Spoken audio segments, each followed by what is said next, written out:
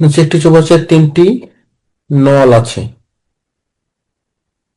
একটি চৌবাচ্চার 3টি নল আছে। প্রথম ও দ্বিতীয় নল দ্বারা প্রথমে 30 মিনিট ও 20 মিনিট চৌবাচ্চাটি পূর্ণ করে। প্রথম নলে পূর্ণ হয় 30 মিনিটে, দ্বিতীয় নলে পূর্ণ হয় 20 মিনিটে। তৃতীয় নল দ্বারা পূর্ণ চৌবাচ্চাটি 60 মিনিটে খালি হয়। তৃতীয় নলে কিন্তু খালি 60 মিনিটে, এটা হচ্ছে খালি, মানে ঋণাত্মক কাজ করতেছে। এরা দুজন পূর্ণ করতেছে, সে খালি করতেছে। 3টি নল একসঙ্গে খুলে দিলে চৌবাচ্চাটি কত মিনিটে পূর্ণ হয়? তাহলে একবারে লিখি। 3টি নল দ্বারা 1 মিনিটে পূর্ণ হয়।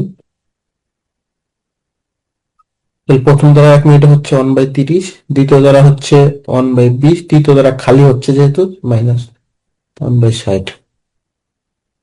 তাহলে এখানে 60 লসাগু কত হচ্ছে?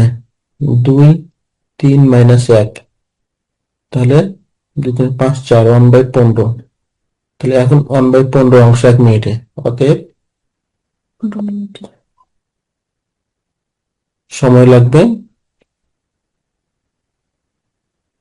15 মিনিট। এটা answer।